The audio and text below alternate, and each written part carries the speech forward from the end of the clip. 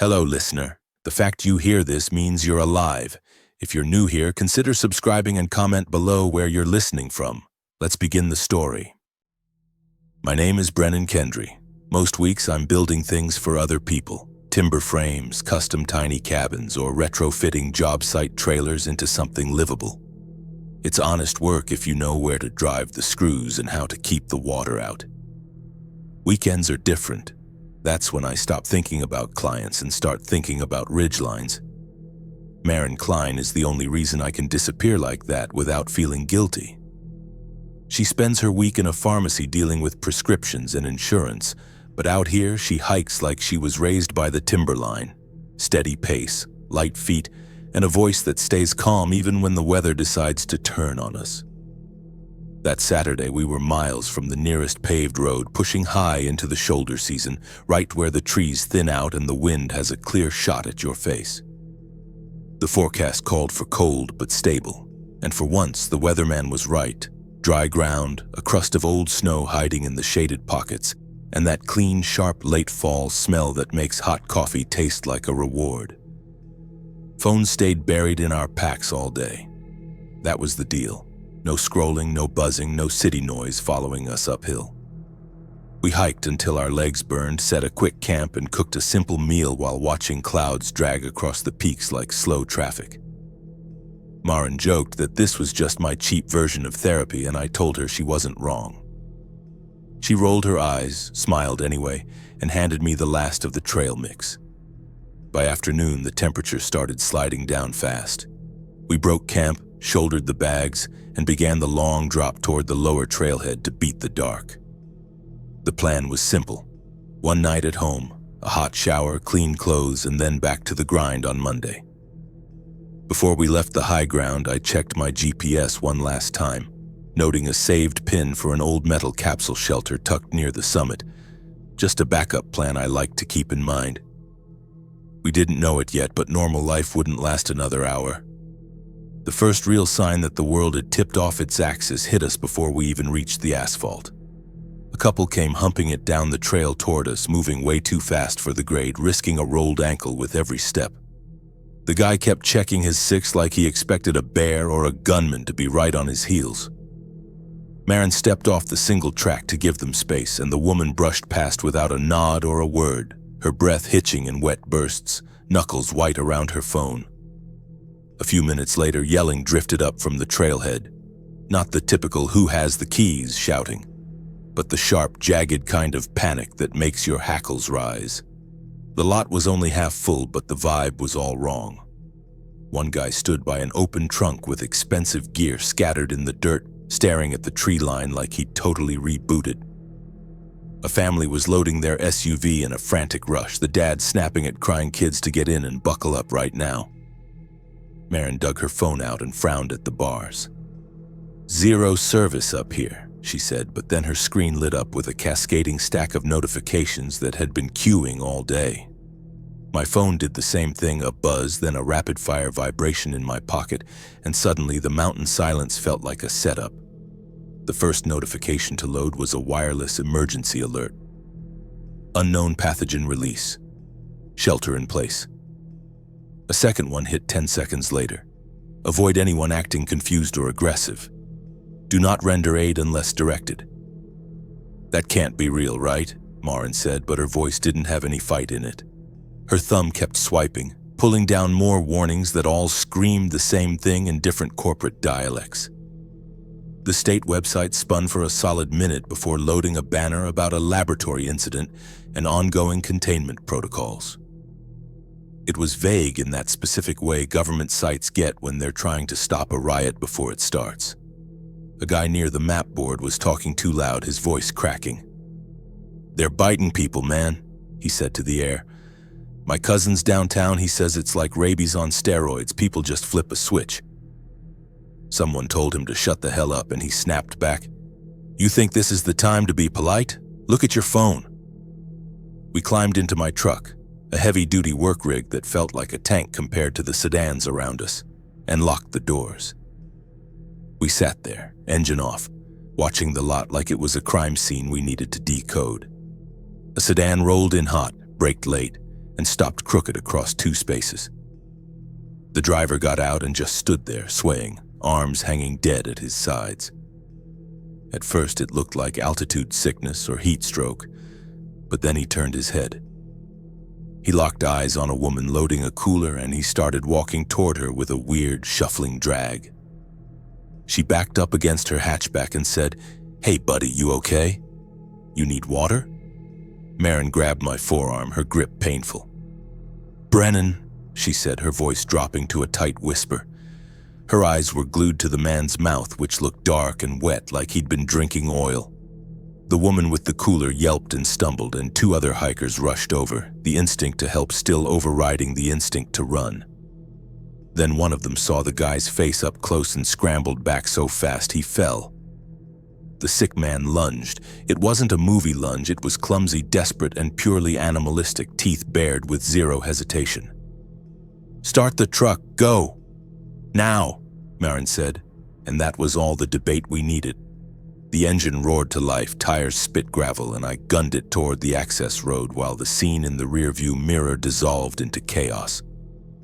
A pickup behind us laid on its horn and a guy in a hoodie ran alongside my window waving his arms, screaming something I couldn't hear through the glass.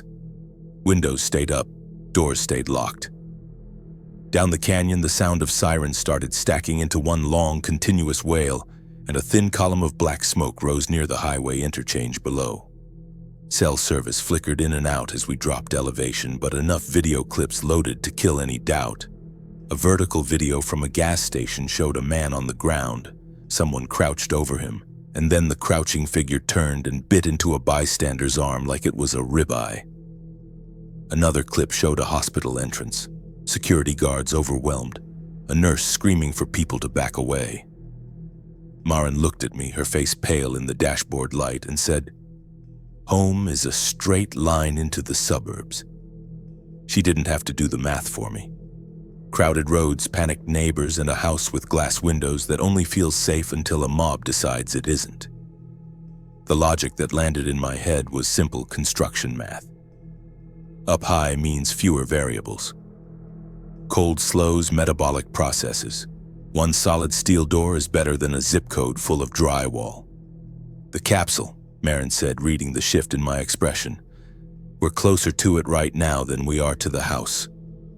I nodded once, shifted gears, and turned the truck back toward the mountain road. As the last bar of service vanished, we both put our phones into low power mode, then airplane mode. Dead batteries don't help anyone, and we were done with the news. Behind us, the valley noise was building into a roar. Ahead, the mountain looked empty, cold, and quiet, and that emptiness felt like the only real option left on the board. The mountain road spit us out into a commercial strip that usually catered to the weekend ski crowd and summer hikers. A gas station, a small independent grocery, a gear shop, and a hardware aisle tucked into the back of the general store like an afterthought. It didn't look like a war zone yet, but the vibration in the air was wrong. Everyone moved like they were late for a flight they couldn't miss. Heads down, shoulders tight up to their ears, and eyes darting around to check every stranger within a 20-foot radius.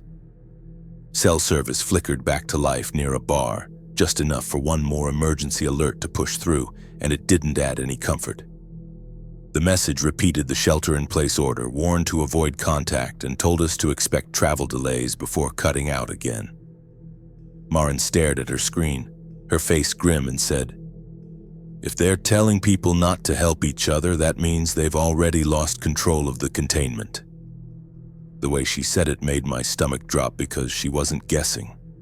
She was reading the administrative tone she dealt with at work every day. The grocery lot was a mess of bad parking jobs, cars left at sharp angles, doors hanging open, and carts abandoned in the lanes. A stocky worker stood by the entrance with a flatbed cart turned sideways, using it as a makeshift shield, repeating a mantra to anyone who got close. "In and out, grab what you need, no loitering." Maren touched my sleeve, a tactile signal that meant stay close, and we went in with a new rule that felt ugly the second it formed in my head. We don't stop for stories, and we don't stop for people. Inside, the aisles were picked over but not stripped bare yet. People were panic buying comfort first, chips, soda, beer, while the boring survival staples were still sitting on the shelves. Cans, bulk rice, oatmeal, salt, peanut butter. A shelf of instant soup was almost untouched. That told me fear makes people shop with their stomachs, not their brains, and we needed brain food. A cart became our staging area. Dense calories went in first, then water, then heat and light sources. Maren moved fast but with surgical precision, reading labels like she was auditing inventory, and she said, "Grab electrolyte packets if you see them. Dehydration hits faster in cold air because you don't feel thirsty, and if we crash, we freeze." She tossed in oral rehydration salts, a small bottle of iodine tablets, and a box of nitrile gloves, then paused at the medicine aisle and added, "Pain relievers, stomach meds, and heavy-duty antiseptic. Tiny problems turn into septic ones when you can't just drive to a clinic."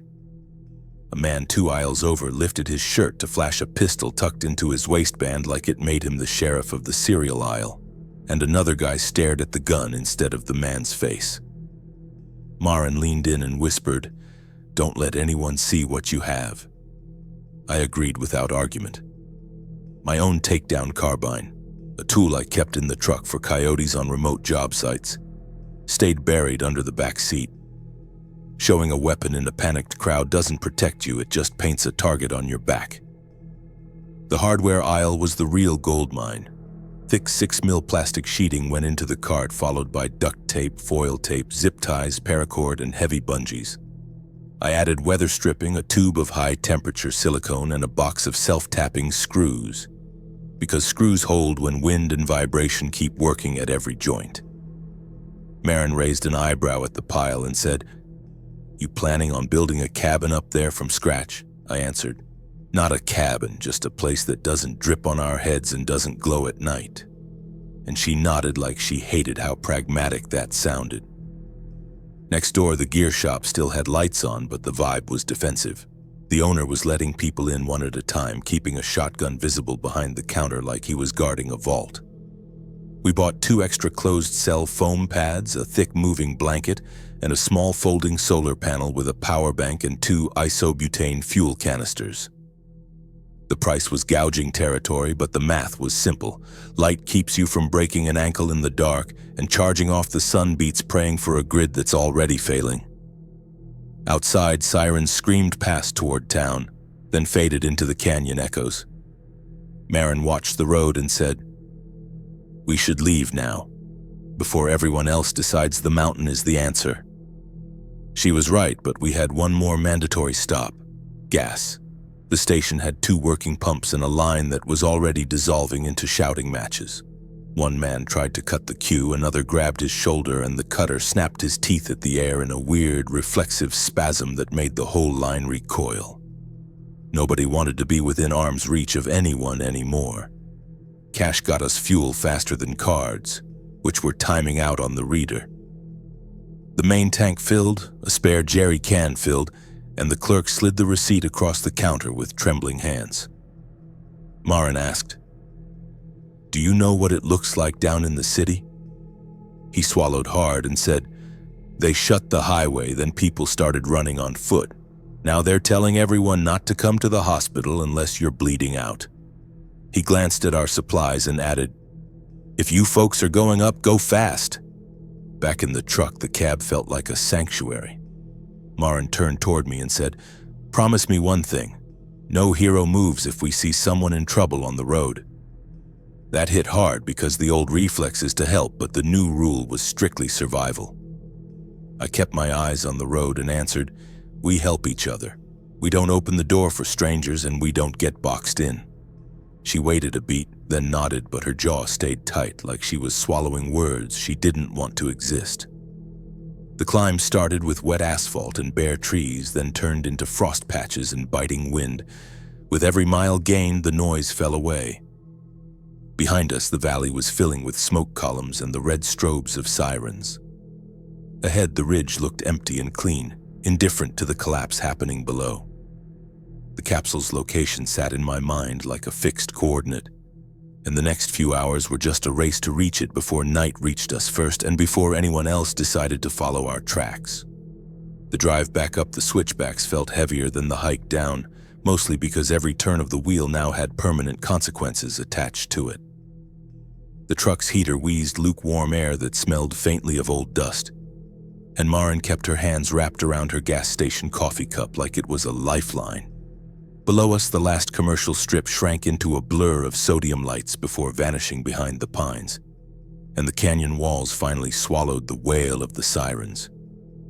The access road to our trailhead was still open, but fresh tire tracks cut in and out of the mud, proof that other people had the same desperate idea. That didn't mean they knew about the capsule. Most folks just panic and run uphill when the world gets scary. But it pushed a strict rule into place. Leave no sign, and don't look like a walking supply cache.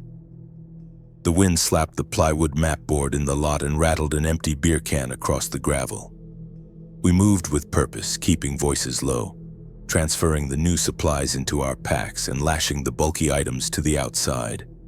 The folded solar panel slid into Maren's pack because it was flat and light, while the fuel canisters went into mine because she didn't need the extra dead weight. The takedown carbine stayed broken down in its case, buried deep, and the tent stove rode against my spine, wrapped in cloth to keep it from clanking. Before we stepped off into the trees, Maren looked up at the darkening ridge and said, "We're really doing this. We're walking away from everything." It sounded like both a question and a resignation, so I adjusted my pack straps and answered, "We're doing it until the road is safe again, or until we come up with a better plan than freezing in a parking lot." She tightened her own straps, took a breath that fogged in the air, and said, "Okay, let's move."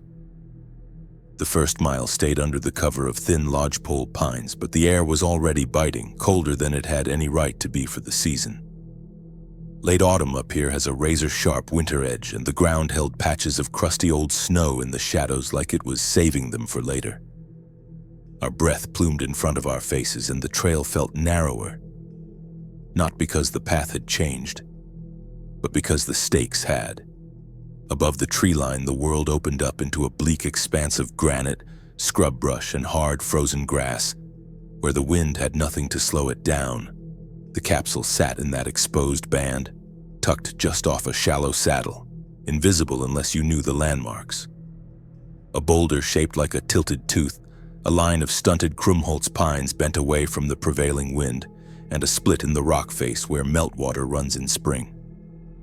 Those details were gospel now, because losing the shelter in a whiteout would be the kind of mistake that ends the story permanently.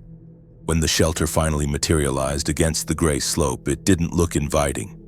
It looked like a corrugated metal ribcage half sunk into the mountain, dull gray, curved, and low profile, with a single heavy door on the front and a small square window set beside it.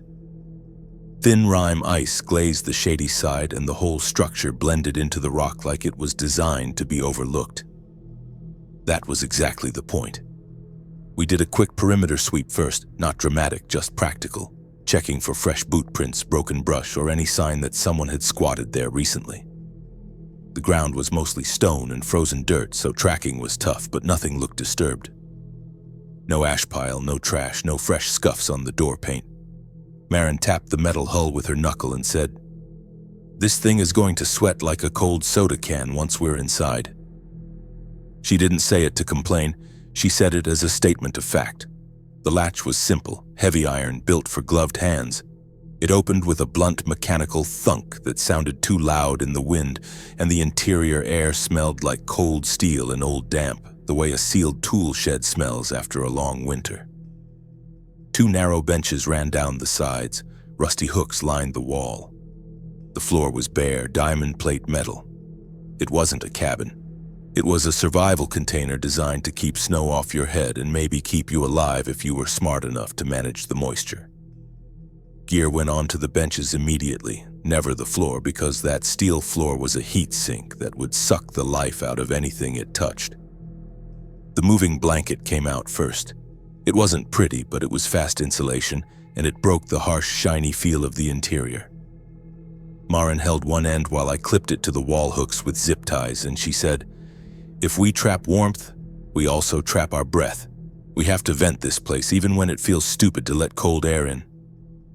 That comment landed hard because comfort choices kill people quietly up here.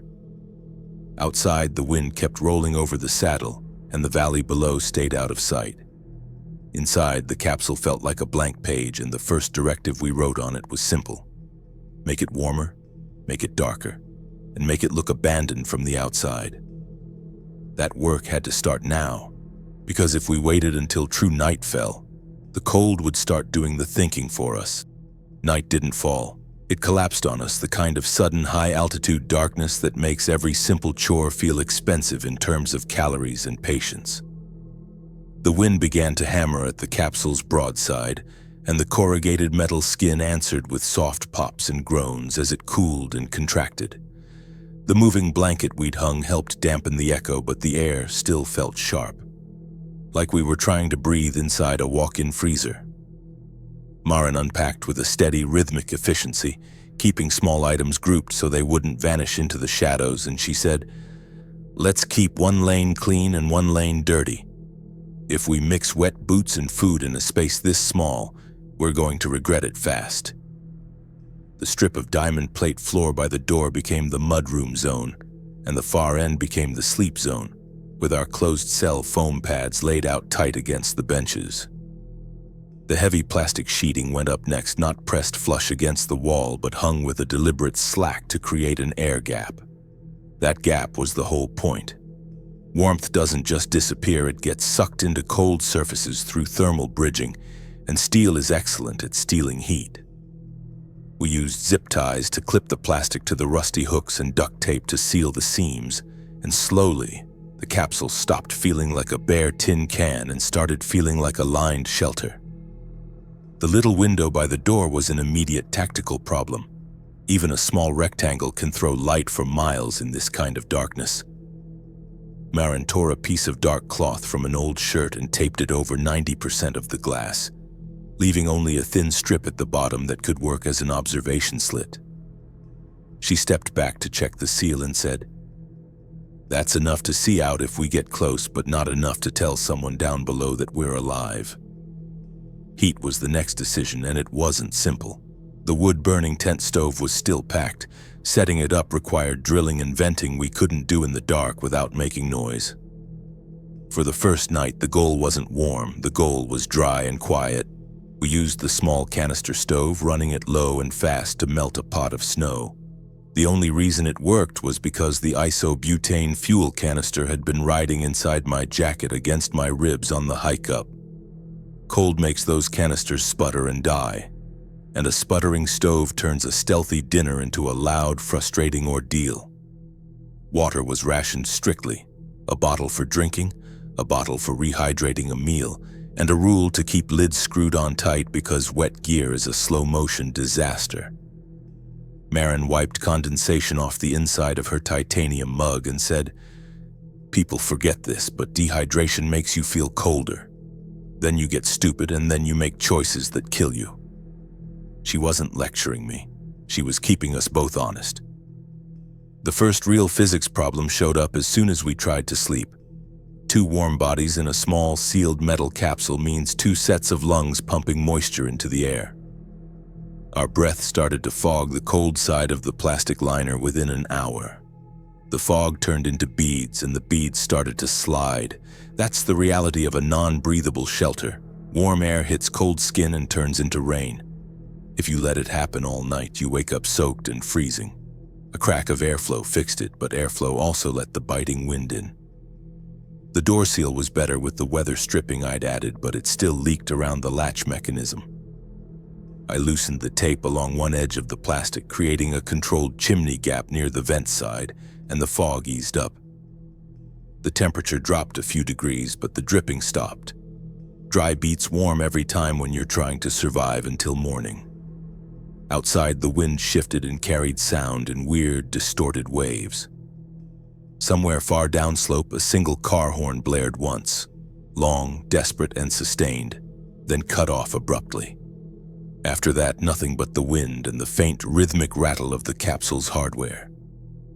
The silence should have felt safe, but it felt like being the last 2 people in a massive, empty building, listening to the structure settle and realizing just how big the dark really is. Maren lay on her side on the foam pad, her beanie pulled down over her ears, and whispered, "Tell me you're not lying there thinking about going back down for more supplies tonight." A short, dry laugh escaped me before I could stop it, and I answered, "No. Tonight we don't get greedy. We hold what we have." She shifted closer, her shoulder pressing against mine through the sleeping bag, and added, "Good. Because I'm not sprinting through the dark just because you decided we needed extra peanut butter." Before shutting our eyes, we ran the night checklist. Headlamps switched to red light mode only. Spare batteries tucked in an inner pocket to stay warm. Radio off to save power. Solar bank tucked inside the footbox of a sleeping bag. We ate a cold protein bar and listened for footsteps outside the door. Sleep came in jagged pieces. The capsule made new sounds as the temperature bottomed out. Tiny metallic ticks and pops that kept my brain wired. Every time the wind hit just right, the door handle hummed a low vibration, and my hand went to the carbine case without thinking. When dawn finally started to lighten the seam around the door, the first thing I saw was a thin skin of white frost on the exposed metal where the liner didn't reach. It looked like a warning written in ice. This capsule could hide us, but only if we treated moisture like an enemy and comfort like a trap. Morning didn't bring any real warmth, but it brought light, and light meant we could finally fix problems instead of just surviving them.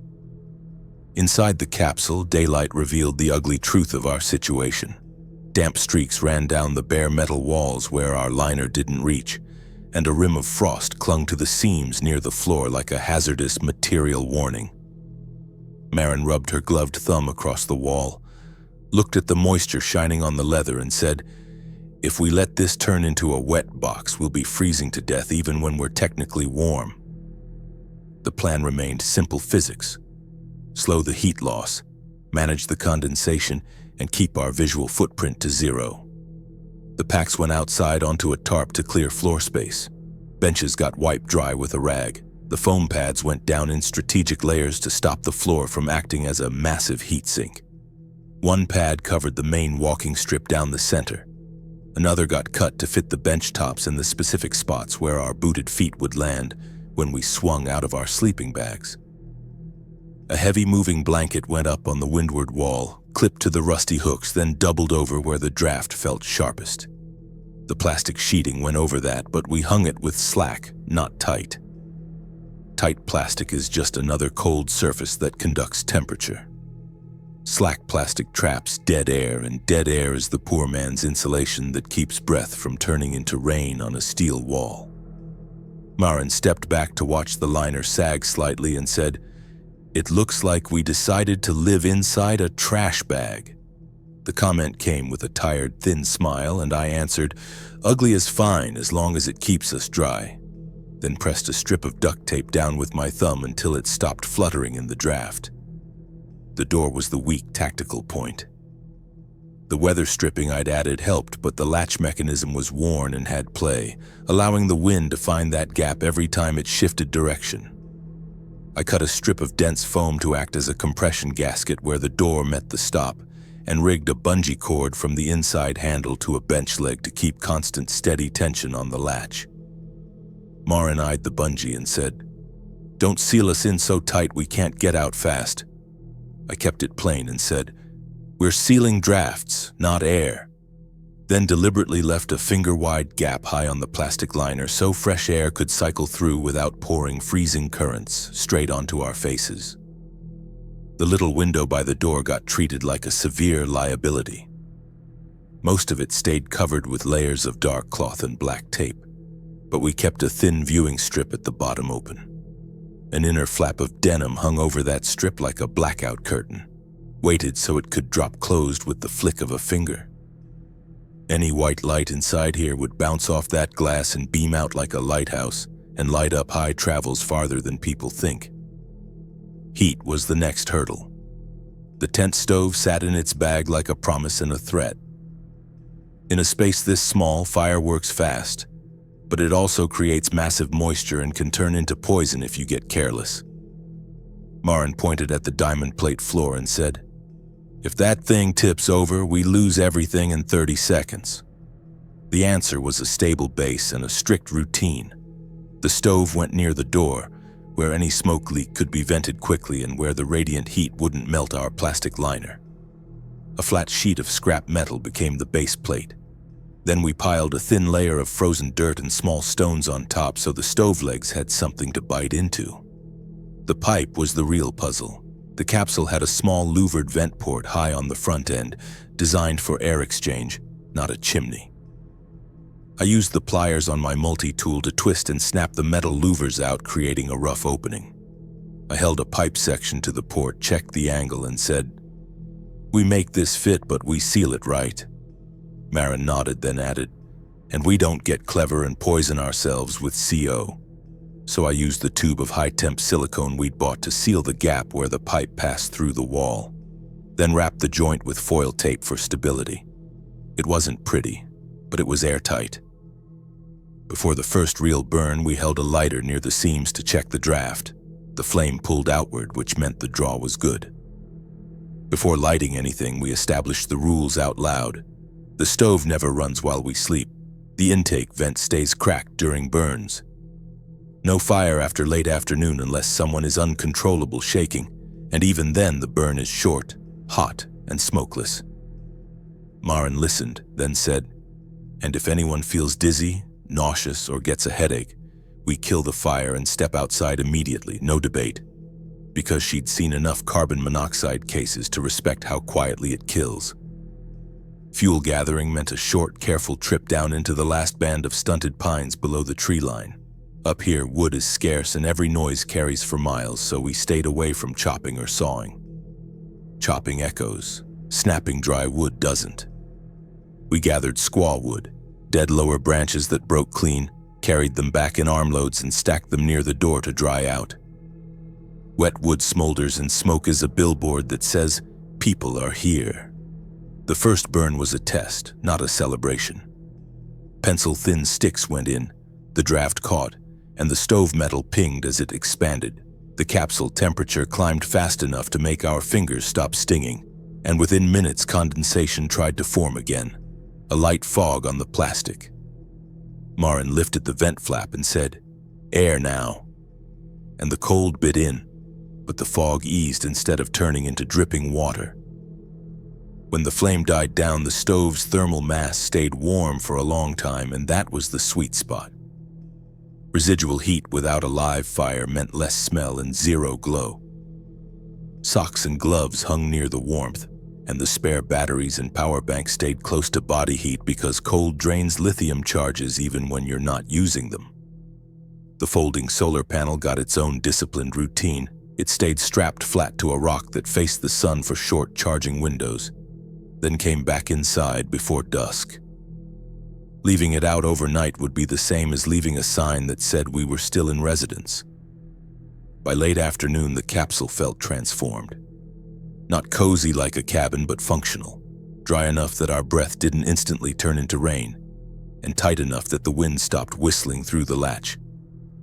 Maren sat on the bench watching the observation slit for a long minute, then said, "This might actually hold."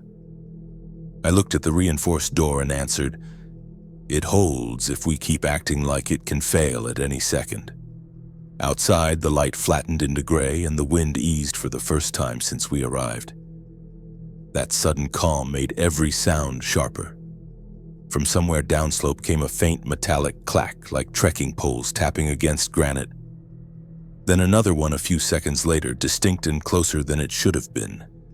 The tapping sound didn't come again, which was almost worse than hearing it constantly, because it meant whoever made it had the discipline to stop. We sat dead still with the observation slit covered, listening for the scrape of a boot on granite or a suppressed cough. But all we got was the wind shear and the stove ticking as the metal cooled. Morning light finally made the slope readable. A pale, erratic scuff line crossed the dirt near the saddle, and right next to it was a round, compacted divot that looked exactly like a carbide trekking pole tip. Maren crouched low, traced the mark with a gloved finger, and said, "Someone walked right up to our perimeter, stood here, and didn't come to the door." She stood up, scanning the ridge, and added, "They were assessing us." That wasn't a lost hiker, that was a scout. We stayed quiet, but the dynamic had shifted. The first few days had run on what we carried up: bars, nuts, freeze-dried meals. But the reality of the scout changed the math. We were blind inside that box, and our fuel burn rate for melting snow was twice what I'd calculated. If we ran out of gas, we'd have to burn wood during the day and smoke as a GPS beacon for anyone looking to take what we have. By the third morning, the decision was unavoidable. We didn't just need calories, we needed eyes and ears outside the walls. We needed monofilament line for tripwires, bells, or rattles for alarms, and enough canister fuel to keep us dark and smokeless for weeks, not days. The closest place to get that hardware was the same strip we hit on the way up, and getting there meant stepping back into the chaos. Maren watched me lay out the empty pack on the bench, and she said, "Tell me you're not actually thinking about doing a solo run down there."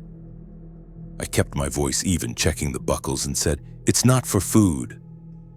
We need a perimeter alarm, and we need fuel so we don't have to signal our position with smoke. It's quick, it's tactical, and it's only what I can carry fast."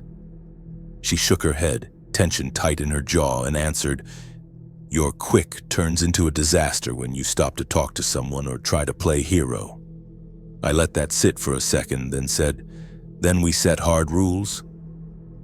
If I'm not back by dark, you lock this door, you block the vent, and you don't open it for anyone, not even if they sound like me." The loadout was stripped to the bone. One pack with empty volume for hauling, the takedown carbine broken down and buried deep in the main compartment to avoid flashing it, a headlamp switched to red, and zero shiny gear on the outside. Spare lithium batteries rode in an inner pocket because cold makes them voltage sag, and body heat keeps them prime. Maren handed me a small trauma pouch and said, "Alcohol wipes and a pressure bandage because you won't feel a cut in this cold until you see the blood on your boots." She paused, gripping my arm, and added, "And keep the stove canister inside your jacket if you have to use it. Cold gas sputters and sputtering wastes time." The descent was a controlled slide. Shaded patches were slick with black ice, so every step had to land flat and quiet. When I reached the trailhead, 2 new vehicles were abandoned in the lot. One SUV with a door hanging open like the driver had bailed mid-parking job. No people, no voices, just the plywood map board creaking in the draft. I didn't stop to investigate. Curiosity is how you get pinned down. The commercial strip at the base looked significantly tighter than days before. The grocery had fresh plywood nailed over the main window. The gas station sign still glowed, but a cluster of people stood way too close to the entrance, watching faces instead of the pumps. I parked the truck behind the building line to break line of sight and walked in with my hands empty and my head on a swivel. Inside, the shelves were thinning out. I grabbed rice and oats because they were there, but the mission was the hardware aisle. I swept up 3 spools of high-test fishing line, a box of heavy washers, and every canister of isobutane fuel left on the shelf. I grabbed a pack of chem lights and a second moving blanket because the capsule would only get wetter as the mercury dropped. The checkout line was short but ugly with tension. 2 men were arguing over a cart, and the clerk looked past them at the door like he expected a raid party to sprint in any second. I paid cash, kept moving, and ignored a woman near the exit who asked if the road up was clear because answering questions turns into invitations. A commotion popped off near the gas station. A sharp, guttural yell followed by the crash of a cooler hitting pavement. I kept walking, eyes forward. That choice tasted bitter, but stopping in a panic spiral is how you end up on the ground with strangers grabbing at your pack. The drive back to the trailhead was a blur, and the climb back up the mountain felt twice as heavy. My legs burned by the time the trees started thinning. The wind hit hard again above the tree line, and fear changed shape. Down low, the fear is crowds. Up here, the fear is visibility. I stepped on rock instead of dirt where I could because footprints are a breadcrumb trail. The capsule finally came into view and relief washed over me, then instantly tightened into a knot. A new set of tracks crossed our approach line, fresh enough that the wind hadn't softened the edges yet, and a small pile of snapped twigs sat near the charging rock, arranged deliberately like a marker. Maren opened the door just enough to drag me inside, and her eyes went straight to my face as she said, "Tell me you didn't bring anyone with you." I shook my head, breathing hard, and answered, "No one followed close, but the tracks are real. We've got other hikers up here now, and they're getting bold." She looked at the fuel and the fishing line, then at the observation slit and said, "Then we start rigging alarms. We eat like we're hiding, we burn the stove early, and we don't give them a single reason to knock on this door." That night felt secure in a way I didn't expect. Not because it was warm, but because we were taking control back. We rigged a primitive tripwire across the saddle approach using the fishing line and the washers inside an empty tin can. Maren sipped weak coffee, leaned her shoulder against mine, and said, "This is the nicest prison I've ever been in." The wind shifted outside, the tin can rattled faintly in the gale, and the capsule went quiet again. Food rationing settled into a grim rhythm fast, and the calorie math didn't care about our comfort. Two bodies trying to stay warm at altitude burn fuel at an accelerated rate, and the cold makes you ravenous even when you're just sitting still listening to the wind shear. The grocery haul bought us time, but it also made one variable crystal clear. If we wanted to last months instead of weeks, we needed a supplemental source that didn't involve walking back into the kill zone down in the valley. Below the capsule, right where the granite gave way to scrub brush and the first stunted pines, we found tracks in the soft patches of dirt and granulated snow. They were small, clean prints that cut in and out of the cover, hare or marmot moving between hides. Maren pointed at a set of tracks and said, "That's protein if we can take it without turning this place into a billboard." The word billboard made me glance instinctively at the vent pipe. Smoke and cooking smells were the two fastest ways to advertise our position to a hungry world. We didn't have commercial traps, just coils of safety wire and paracord, plus the patience to be boring. The goal wasn't to become sport hunters. The goal was to add just enough fresh meat so the rice and beans didn't break our morale. We identified 2 game trails tucked behind boulders where a catch wouldn't be visible from a distance, and I set simple wire snares low and tight. Maren watched my hands and said, "Don't put them anywhere near our own perimeter path," which was smart because nothing destroys trust faster than stepping into your own wire when your brain is foggy from fatigue. Inside the capsule, the medical corner evolved into its own strict ecosystem. Maren laid out alcohol wipes, antiseptic, tape, and blister pads with the same obsessive precision she used at the pharmacy, and she said, "This isn't optional, Brennan. If one of us gets an infection up here, there's no antibiotics coming to save us. We're not walking off sepsis." She wasn't being dramatic. She was just doing the risk assessment. I answered, "Fine, you run that lane. I'll stop pretending my hands are made of steel and actually clean the cuts." The first real snap of anger we had wasn't about the collapse of society or the weather. It was about socks. I hung a wet pair too close to the stove to dry them faster, and Maren caught it immediately. "Move them back before they smoke," she snapped. "I'm not breathing burnt wool fumes in a sealed metal tube just because you're impatient." The cold makes you stubborn, but she was right, and the argument died there. She looked relieved, then added, her voice softer, "I know you want to solve every problem instantly. Just don't solve them in a way that makes the air toxic." Radio discipline became another friction point. Maren wanted longer listening windows because information feels like control. I wanted short tactical bursts because batteries are life, and even low volume carries in the silence. We met in the middle, 10 minutes at dusk, volume barely audible, ear pressed to the speaker, and then a hard kill switch. When nothing but static and looped automated warnings came through, Maren exhaled and said, "I hate not knowing what's happening."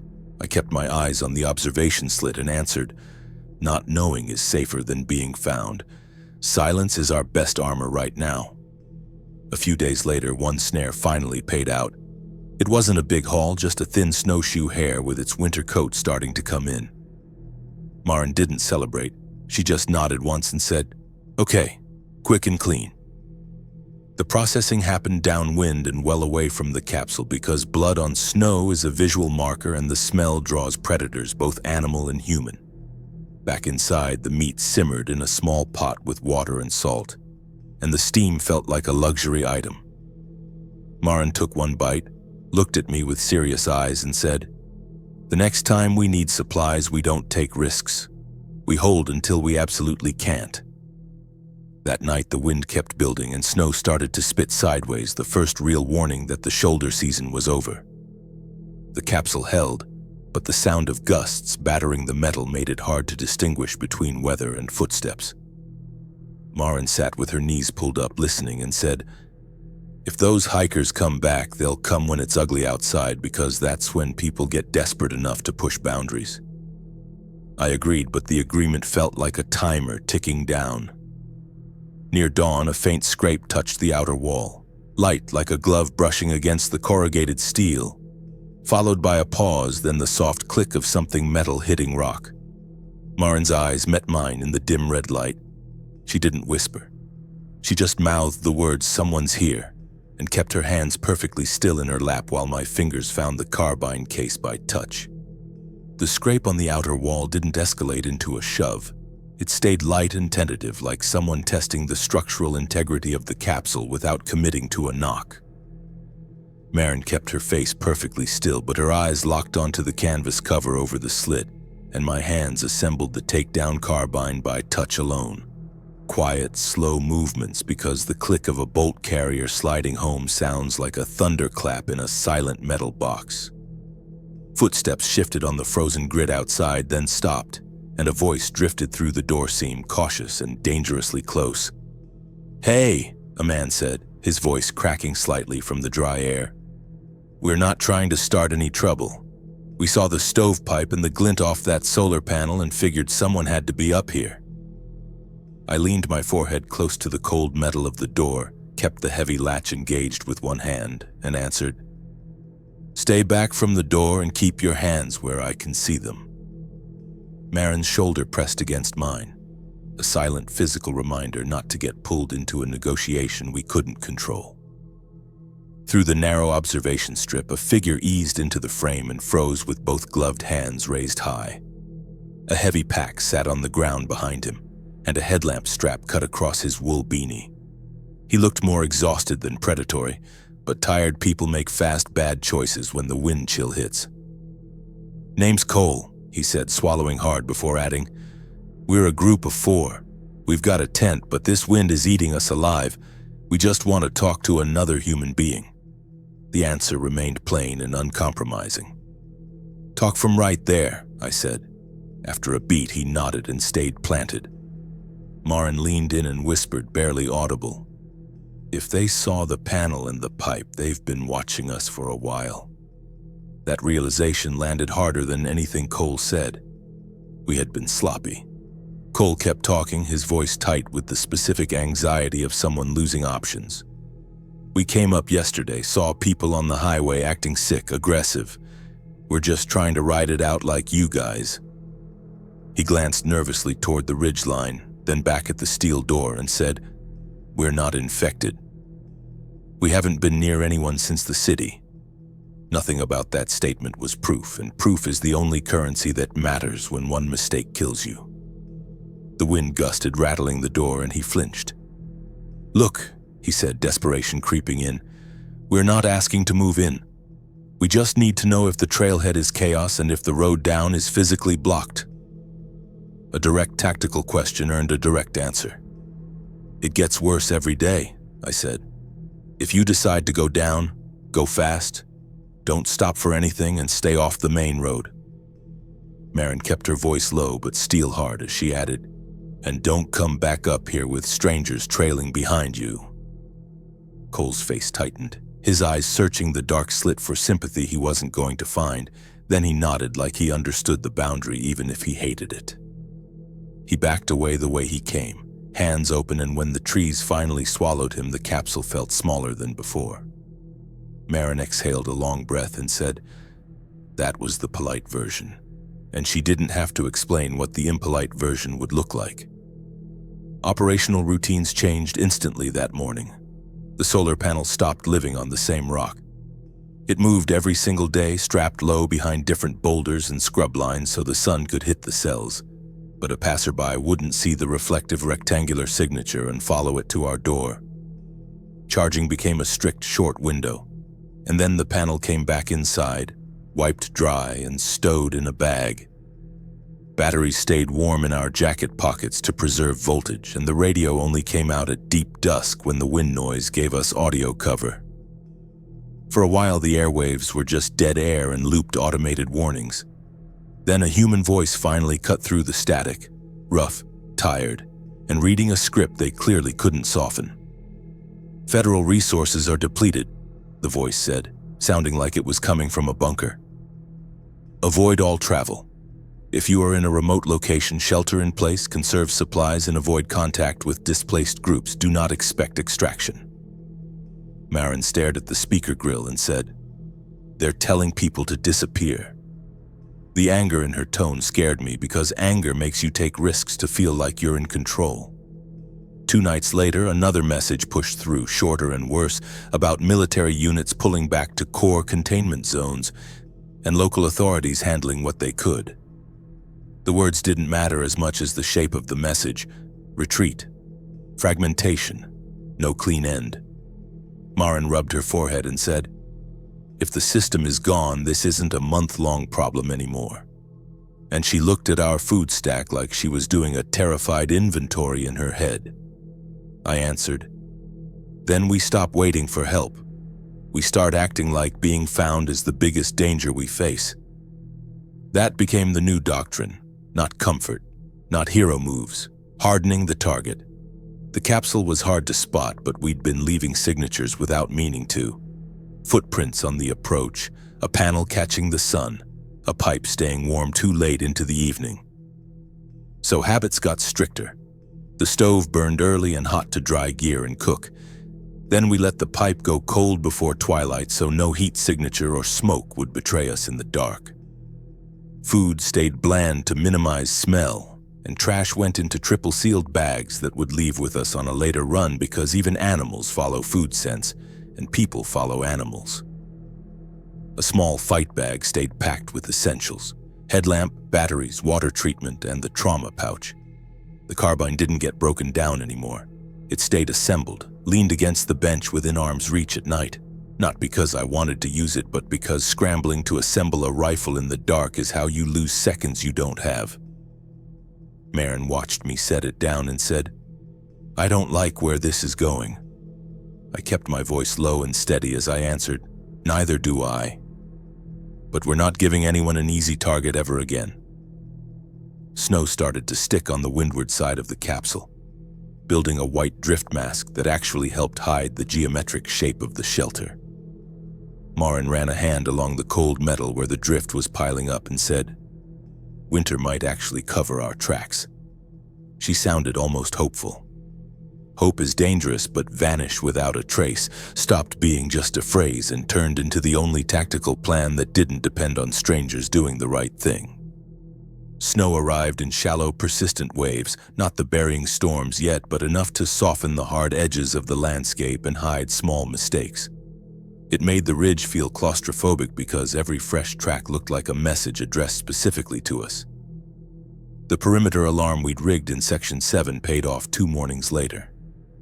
The faint metallic rattle of a washer bouncing inside a tin can cut through the wind noise. It wasn't a deer. The rhythm was wrong. I was at the slit in seconds.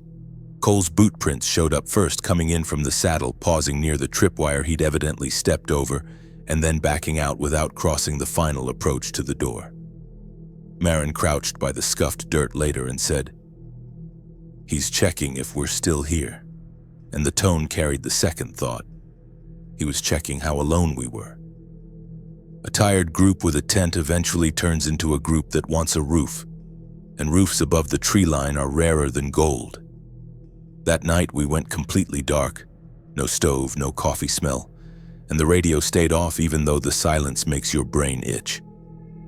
The wind carried voices from far downslope once, a few arguments torn apart by distance, then nothing.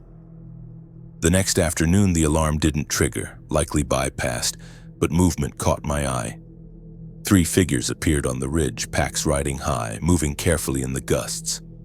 They stopped at the trail split and argued with their hands. One pointed toward our capsule. Another pointed toward the leeward boulder field where a tent could be pitched out of the gale. From the observation slit, we watched them assess the terrain in low voices. Lisa, the 4th one mentioned before, kept scanning the slope behind them like she expected more competition to appear. Devin, a taller guy with aggressive body language, kept drifting closer to our perimeter than the others, then stopping, then drifting again, testing the invisible fence of our patience. A few minutes later, the lead figure, a woman, started toward us anyway, taking slow, deliberate steps with her palms open while the other 2 held back in a flanking position. Boots crunched on the thin crust and stopped 5 yards short of the door. Her voice carried through the seam, calm on the surface but tight underneath. "We don't want to force anything," she said, pitching her voice over the wind. "We want to talk, and we want to know what you've heard on the radio." A man's voice answered from farther back, Devin, tighter and less patient. "And we want to know if this shelter is fully claimed, because our nylon tent isn't going to last when the real snow hits tonight." Silence can start a fight, so I leaned close to the heavy steel door and kept my tone flat and mechanical. "You're close enough," I said. "Talk from there." The woman answered, "My name's Rena. That's Cole, and the others are Devin and Lisa. We came up to get away from the crowds just like you." Maren kept her voice steady, projecting authority. "If anyone has been bitten, scratched, or covered in someone else's blood, step away from this site right now." Rena didn't argue or hesitate. "None of that," she said. "We've stayed clear of people. We saw enough down low to know the rules changed." Cole stepped into the periphery of the window strip and lifted his hands again, looking exhausted. "We're not trying to corner you," he said. "We've got freeze-dried food for a week and we've got a small stove, but we can't keep it going in this wind without burning through all our fuel in 2 days."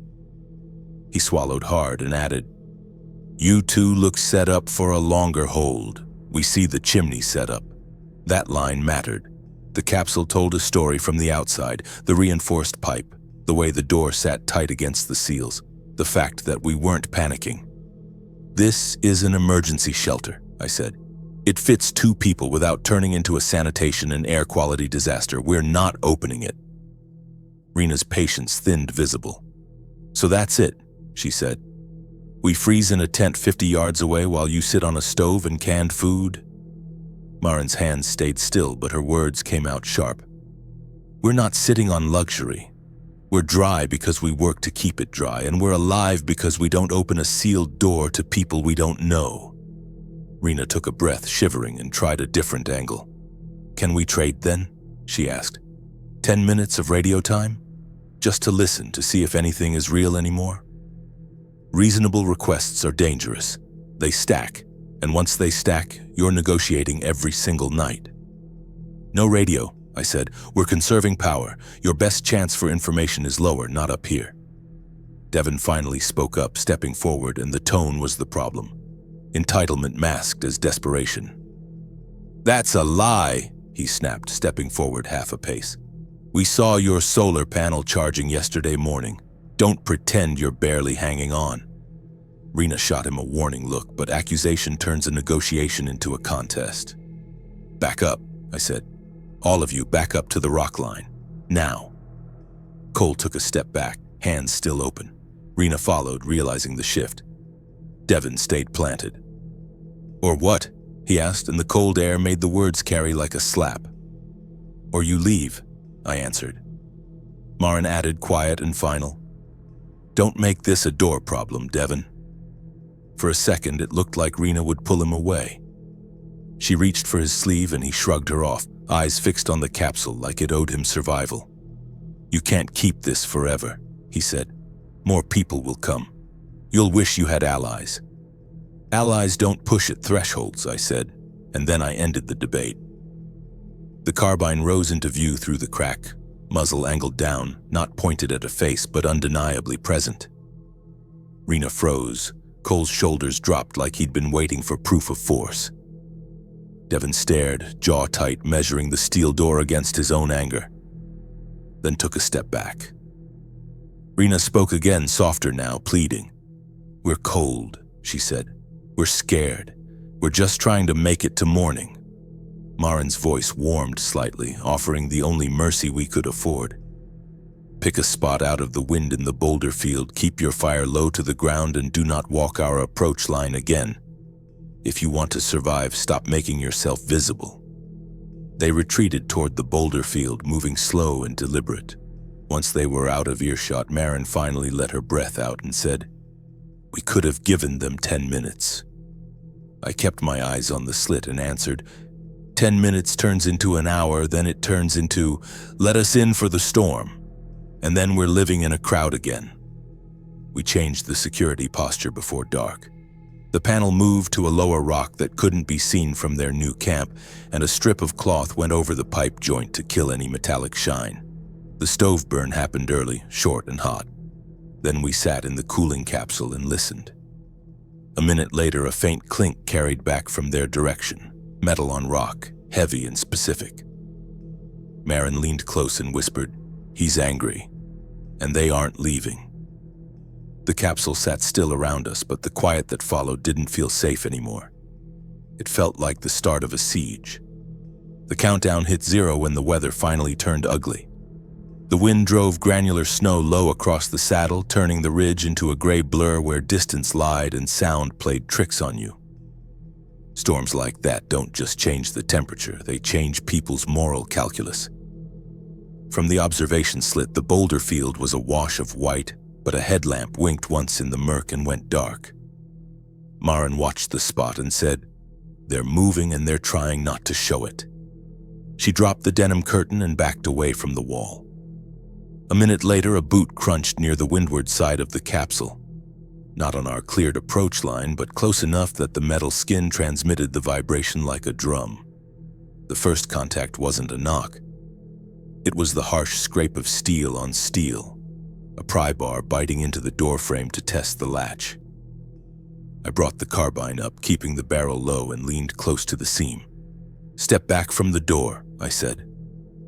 A man answered from inches away, his voice tight with adrenaline and anger.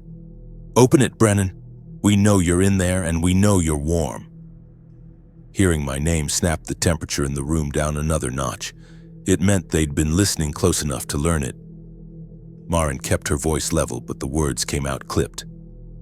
"Back up and talk from 5 yards, she said, her eyes flicking to the fire extinguisher spray we'd prepped, already anticipating arson. Outside, Devin laughed once, sharp and mean. "We're done freezing while you play king of the hill." The pry bar bit the frame again, harder this time, and the latch rattled violently against the strike plate. That was the line. A shelter is only safe as long as people believe it's impregnable. Devin was trying to prove it was just a tin can. I lifted the window flap a finger's width and said, "Last warning. Move away or I defend this space." He answered with a shoulder shove that made the whole capsule shudder, and the sound told me he wasn't bluffing. He was committed. I didn't wait for the breach. The first shot went through the door gap into the rock a few feet outside, angled down to spray gravel. The crack cut through the storm like a whip. For a heartbeat, everything stopped. Then Devin cursed, boots stumbled on ice, and someone screamed his name in a panicked tone that didn't match the tough talk. Silence followed, then the sound of quick footsteps shifting around the capsule's blind spots. They were trying to flank us. Maren leaned close and whispered, "Don't go out. Fatal funnel." She was right. Stepping out turned a standoff into a suicide mission. A shadow slid across the slit again, and Devin's voice returned, thinner now, but venomous, asking if I was really going to shoot someone over a piece of real estate. "Walk away," I said. The answer didn't change. Something heavy hit the capsule wall, a rock or a log, followed by another impact that shook frost loose from the ceiling seams. They weren't trying to break the steel, they were trying to rattle us before they tried something worse, like smoke. I waited for the next hit, stepped to the side of the doorframe, and disengaged the latch with my left hand, while keeping the carbine tucked tight. I kicked the door open 6 inches, using the steel as a shield. Devin was right there, closer than he should have been. holding a flare in one hand and a pry bar in the other. He turned as the door popped. The next shot wasn't a warning. It stayed low, placed center mass on his thigh, and he dropped hard, the flare hissing into the snow. Another figure, Cole, lunged in from the side, maybe to grab him or maybe to rush the gap, and I fired again. The round hit him in the shoulder, spinning him into the drift. Rena's voice cut through the wind, high and raw. "Stop! Devin, stop!" she yelled, but the fight was already broken. Cole scrambled back, clutching his arm, and Lisa made a choking sound from behind the rocks. Nobody pushed the door after that. They grabbed Devin by his pack straps, slipping on the ice, and dragged him back toward the boulder field, leaving a dark smear of blood that the wind immediately tried to erase. I slammed the door and threw the latch, locking it down. The capsule went dead still except for our ragged breathing. Maren stared at me, eyes wide but clear, and said, "You didn't have a choice. He had a flare." I checked the chamber and answered, "I know. They were going to burn us out." In the old plan, this would have been the moment we packed our bags and ran into the night. But the storm outside was a whiteout, and running meant freezing to death within hours. We weren't leaving. We were dug in. We had the high ground, and now the rules were absolute. "We don't pack," I said, setting the rifle back on the bench. "We reload. If they come back, they don't get to the door." Maren looked at the door, then at the blood on the snow outside the slit, and nodded once. The Vanish plan was dead. The siege had started. The mountain has a way of shrinking your world until it fits inside the radius of a rifle scope. A week ago, life was emails, job sites, and a calendar that felt suffocatingly full. Now the entire plan was reduced to foot placement, sight lines, and the discipline of staying awake when your body screams for sleep. We didn't run. Running into a whiteout is just a slower, wetter way of committing suicide. Instead, we turned the lock into a barricade and the capsule into a pillbox. The storm raged outside, burying the blood in the tracks, giving us a temporary ceasefire that nature imposed on everyone. Inside, the dynamic had shifted permanently. We weren't just hikers waiting out a virus anymore. We were combatants holding ground. Maren sat on the bench, cleaning the condensation off the observation slit, and said, "They'll tell themselves a story about what happened to make themselves the victims." Her voice was flat, tired, and devoid of the fear she'd carried days ago. "Let them," I said, checking the magazine on the carbine. "As long as the story ends with them staying away from this door." She nodded once, laid out the medical kit not for blisters but for trauma, and said, "Then we hold." The rules of the siege were simple and brutal. Stop leaving the capsule unless absolutely necessary. We instituted a strict watch rotation, 4 hours on, 4 hours off. One person sleeps, the other sits by the slit with a red light and a weapon.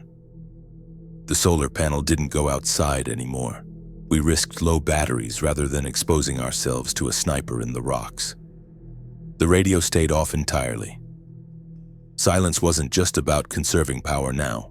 It was about denying them any intelligence on our status. If they were listening with a scanner, they got nothing but static. One evening during Maren's watch, she woke me up with a touch on the shoulder. "Movement," she whispered. I was at the slit in a second. Through the drifting snow, a single light flickered way down in the boulder field, then vanished.